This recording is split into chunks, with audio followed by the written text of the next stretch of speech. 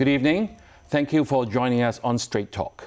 Our guest this evening is Mrs. Aisha McPherson Lau, the chairman of the Mandatory Provident Fund Schemes Authority. Mrs. Lau is a certified public accountant, and she was a managing partner at KPMG, where she started her professional career. Currently, Mrs. Lau holds government appointments on several finance advisory bodies, including the Hong Kong Monetary Authority, and has been an accounting advisor to the Ministry of Finance of our central government since 2016. This evening, we will be discussing the significance of the Mandatory Provident Fund, or MPF, to Hong Kong people's retirement. Welcome, Aisha. Hello, Eugene. Thank you for having me. Right. Let's start our first question on the topic of the show is how significant is MPF to Hong Kong people's retirement? I understand that we have 4.7 million Hong Kong people that are your members. So how significant is it? Significant, very. Yes. Because the MPF system is designed to provide basic retirement protection to the working population of Hong Kong. It helps Hong Kong people save throughout their working lives and build a nest egg for retirement through long-term investment. Now, before the MPF system was introduced in December 2000, only about 1/3 of the working population was covered by retirement schemes. Today, the working population is almost fully covered by retirement schemes. Right. So that means it's very important because like 4.7 million people are covered. But is it an effective way for people's retirement? It is effective. And I would like to also share with the viewers that, in fact, today, the MPF assets amount to 1.1 trillion Hong Kong dollars. Mm-hmm. So it's materially higher than even the government reserves. And this pool of resources is an effective means to provide the working population with basic retirement protection. Right, Aisha, last year, the Manulife Hong Kong, which is one of MPF biggest provider, did a survey. And they found that Hong Kongers would like to have about like $21,000 per month for their retirement, something like 73% of the average current salary. But in reality, a lot of them actually, when they come to retirement, from their own savings, they only have about like 10,000 per month, which is like 1/3 of their current income. So how accurate is that? And also, how much can MPF top up from the $11,000 to over $20,000? Is it possible? Well, the MPF is intended to provide basic retirement protection. It is one of the protection mechanism in the multi-pillar framework recommended by the World Bank. So MPF alone cannot provide a full retirement protection. It must work with and complement the other pillars, such as personal savings, social safety net, and government services such as medical and housing, in order to provide a full retirement protection.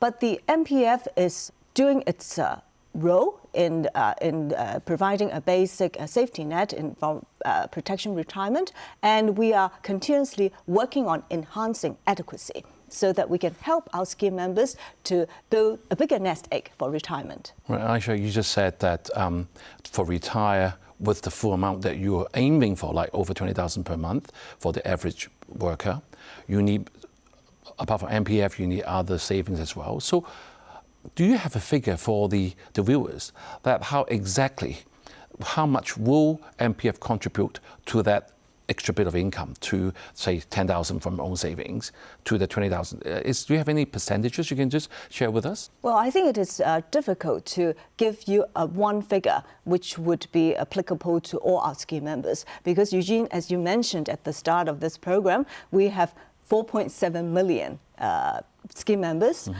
covering people from all walks of life, all profession, and also their own family background would be very different, so their needs would be very different, their goals for retirements would be very different. So I don't think it is possible to give you one figure on how much a person would need for retirement.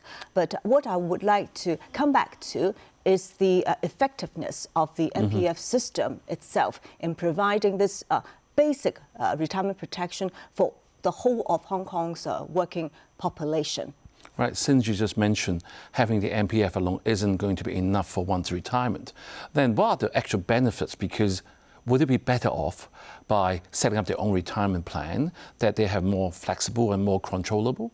What do you say to that? Okay, I would say that the MPF system is designed to help the Hong Kong working population to develop investment saving discipline by making regular contributions and savings every month, putting aside a small amount of money from their income every month and investing. Now, many people don't really fully appreciate the effectiveness of this regular savings, that putting aside a small amount each month at the end of the day. And of course, MPF is actually savings over decades. So doing this regularly over decades will give you actually a very good lump sum at the end of the day. Mm-hmm. So by making this a regular savings, and also within the MPF system, is a very safe and structured system to allow your investment into appropriate assets that are tailored for retirement savings and investments. Right, as a chairman, I'm sure you like people to contribute more than the compulsory 5% to the fund to make it more viable for the retirement. But many people will say, I still want to have my own control on the money and how we run the plans. And how will you encourage your viewers to put more than the compulsory 5%? What will you say to them? Yeah, in fact, the MPF system offers almost full control to our scheme members in terms of investment. So our scheme members have over 400 MPF funds to choose from. They can actually select which funds to invest in depending on their investment goals, etc. Also, they can switch schemes. We currently have 27 schemes, and scheme members can, to a certain extent, switch schemes by their own selection. So there are three ways to do that. One is the employee choice arrangement, where they can once a year switch the accumulated benefits from their employee mandatory contributions to another scheme.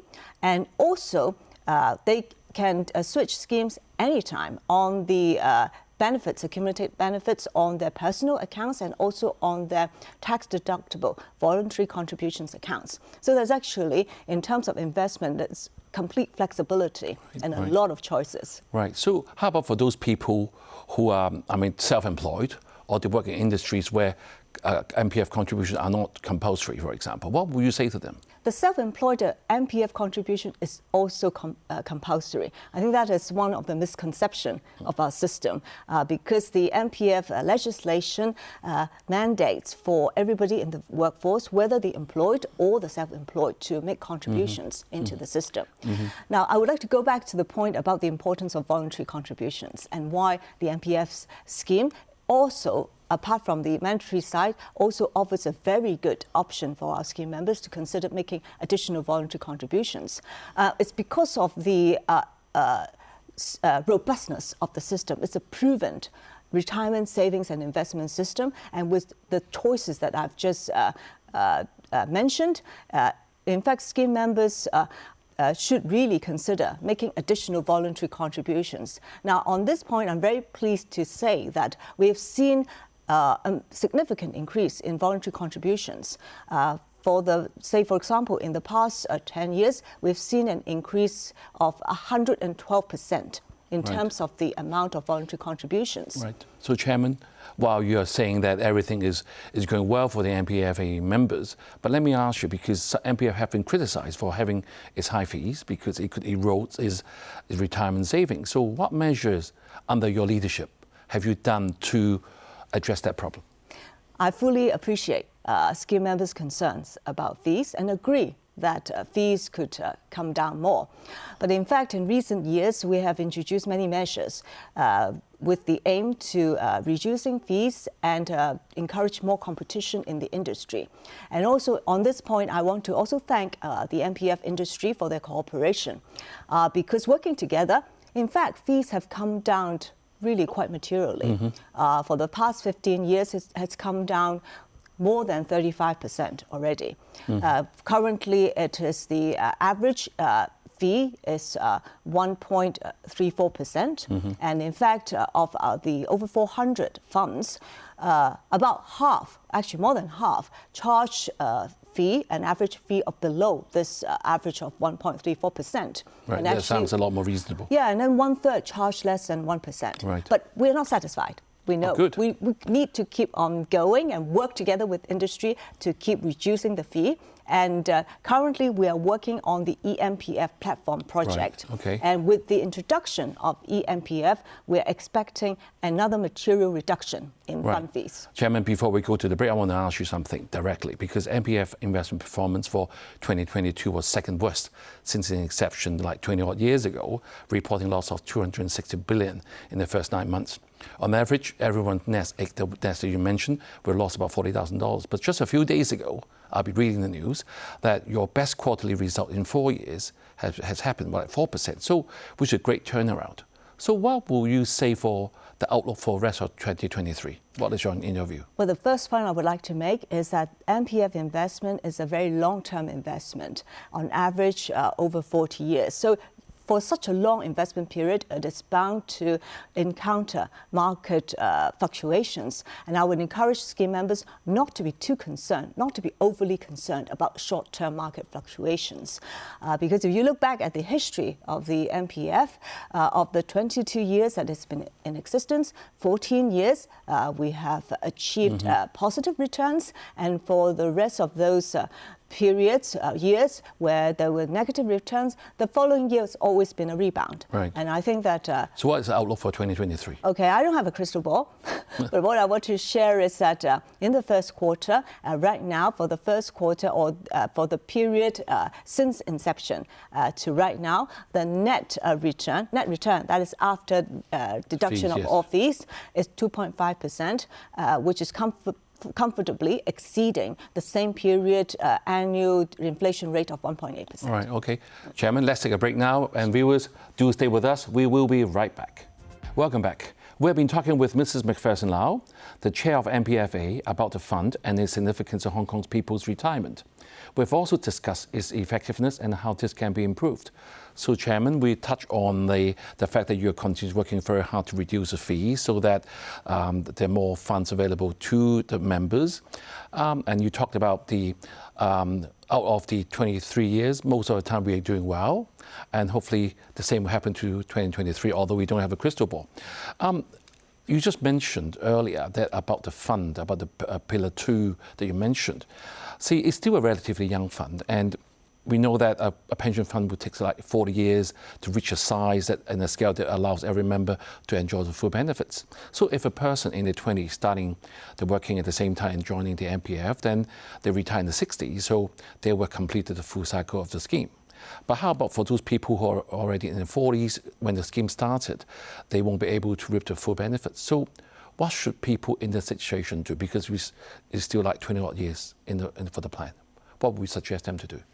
You're correct, Eugene, that MPF was introduced in December 2000. So we are 22 years old around, and with international experience tells us that it takes around 40 years for a retirement scheme to mature. So we are only about halfway past the growth in the MPF system.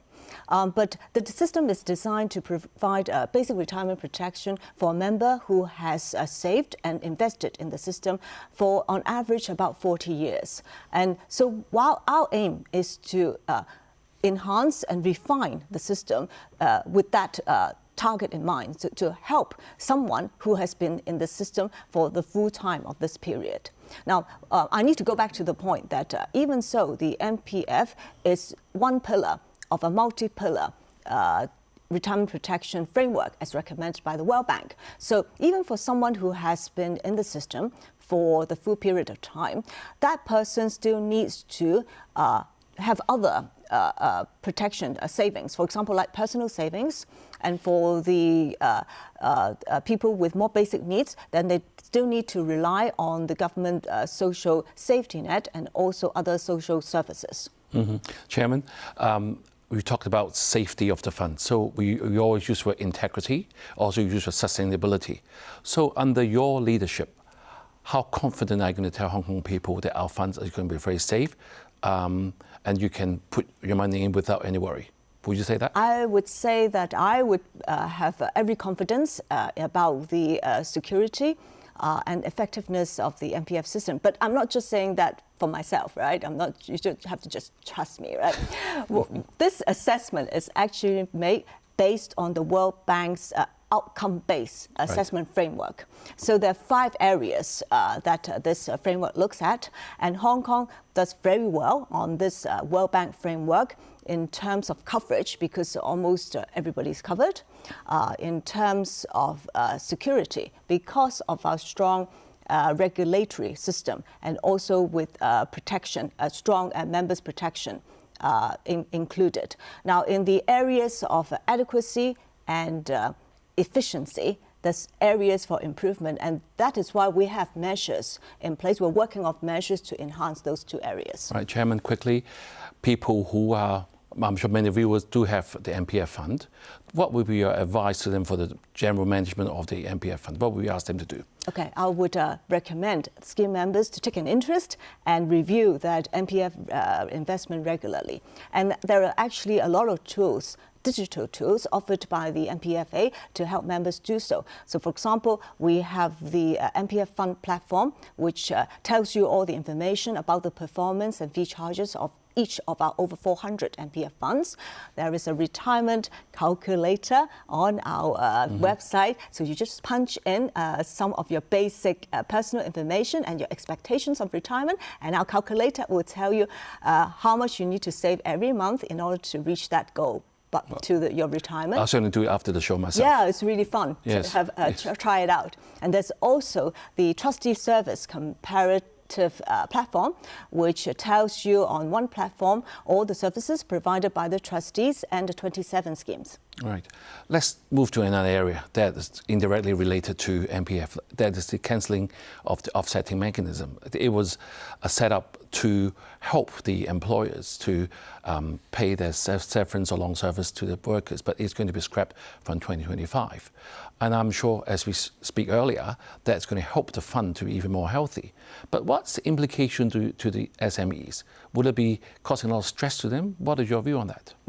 The MPFA view is that we welcome the abolition of offsetting, because without doubt, the offsetting arrangement has led to leakage of MPF assets and has weakened the retirement protection of the MPF system.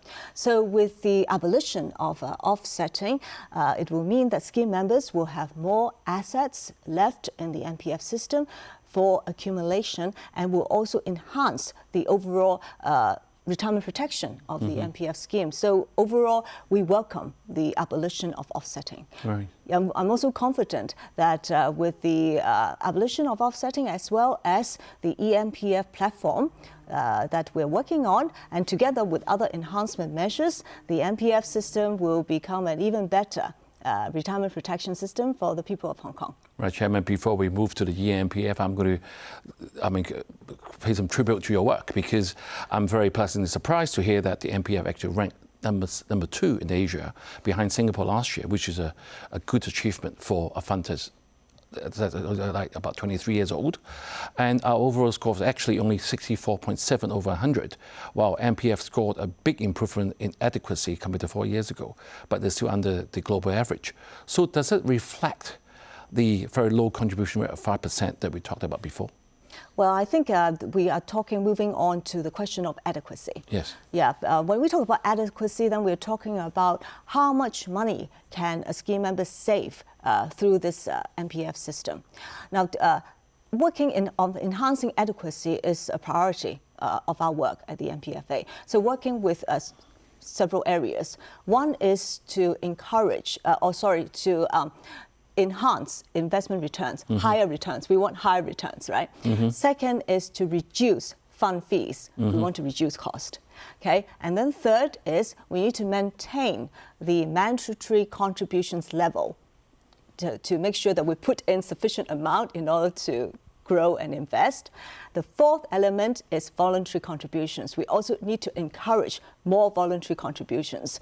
The 4 areas we need to continue to work on in order to give our scheme members even better protection and making sure that the end result, the nest egg at the end, can be bigger. Right. Chairman, I also done some homework. Singapore contribution total is 37%, whereas Malaysia 23%. Hong Kong is only 10%. So how would you encourage more people to contribute more to the fund so that we get closer to the 37% or even 23% for Malaysia? Yeah. What would you do? Okay. Yes, correct. The mandatory portion of the MPF scheme is basically 5% from employer and 5% from employee. And of course, currently, employees earning a monthly salary which is below the minimum relevant income level, they don't actually even make that 5% contribution. It's only 5% from employer. However, the government has already said that government will be making that payment, that 5% contribution of the employees' portion for low-income employees very soon. In fact, they've said that they will do so with the full operation of the eMPF platform. Right. That's a very good news, because that is enhancing adequacy, in particular for low-income scheme members. Right, Chairman, we have only 1 minute left, but I'd like you to talk about the eMPF, although it's not a lot of time. Do tell the viewers what is it and how it's going to benefit all of us. Okay. So the eMPF is the biggest reform of the MPF system since its introduction. It will bring about a complete overhaul of the administrative side of the MPF system, and also bring about digital transformation for the Hong Kong people for the better. In a nutshell, it is about improving efficiency of the system and reducing costs. Key benefits to our scheme members will include a material reduction in their administration fees and also enhancing user experience. All right, thank you, Aisha, for explaining to us the importance of planning and starting contributions early in our working life. We hope that Hong Kong people will be able to benefit from the full potential of MPF for their retirement. Thank you for watching, and see you next week.